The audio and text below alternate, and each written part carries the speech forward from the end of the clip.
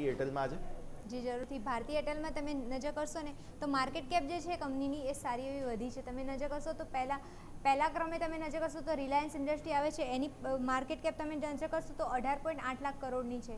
જ્યારે તમે નજર કરશો પહેલા બીજા નંબરે એચડીએફસી બેંક આવતી હતી. હવે એચડીએફસી બેંકને પણ પાછળ છોડીને ભારતીય એરટેલ અત્યારે બીજા સ્થાને પહોંચી ગઈ છે. અત્યારે એચડીએફસીની માર્કેટ કેપ તમે નજર કરશો તો 11.74 લાખ કરોડની છે. સામે તમે નજર કરશો ભારતીય એરટેલની માર્કેટ કેપ જે છે એ 11.78 લાખ કરોડ થઈ ગઈ છે. તો બીજા સ્થાને હવે ભારતીય એરટેલ આવી ગઈ છે. એક મેજર રીઝન આર્યું છે. એ સાથે તમે નજર કરશો તો ઇન્ડિયાની તમે નજર કરશો તો મોસ્ટ વેલ્યુએડ કંપની જે છે એ બીજા સ્થાને આવી ગઈ છે.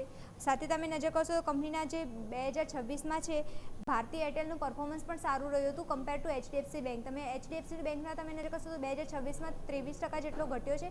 સામે તમે નજર કરશો સામે નજર કરશો ભારતીય એરટેલ, ત્યાં 8%નો ઘટાડો દેખવા મળ્યો છે. તો ઘટનારામાં બી તમે નજર કરશો તો 8% જ ઘટ્યું છે, પહેલામાં 23% ઘટ્યો છે એચડીએફસી બેંકમાં. તો બંનેમાં પરફોર્મન્સ વાઇઝ તમે નજર કરશો તો ભારતીય એરટેલ સારી દેખવા મળી રહી છે. સાથે તમે નજર કરશો તો મેનેજમેન્ટ જે છે ભારતીય એરટેલનું એ પણ પોઝિટિવ છે. એમને એવું લાગી રહ્યું છે કે જે નવા યુઝર્સ વધારી રહી છે, પ્રીમિયર યુઝર્સ જે છે એમાં ઇન્ક્રીઝ કરી રહી છે. સાથે પોસ્ટપેડ જે બિઝનેસ જે છે એમાં કંપની ફોકસ કરી રહી છે અને એમાં એમનો ગ્રોથ સારો એવું વધારી રહી છે. તો એ મેજર એક રીઝન છે કે લોંગ ટર્મમાં પણ ગ્રોથ સારો જોવા મળી શકે છે. પણ સામે નજર કરશો એચડીએફસી બેંક, તો એચડીએફસી બેંકમાં અત્યારે મેનેજમેન્ટ ઇસ્યુ જે ઘણા ચાલતા હતા એના કારણે થોડું જોવા જતો સ્ટોકમાં નબળું પરફોર્મન્સ જોવા મળ્યું છે અને એ જ રીઝનથી તમે જોશો તો એની માર્કેટ કેપમાં પણ ઘટાડો જોવા મળ્યો છે.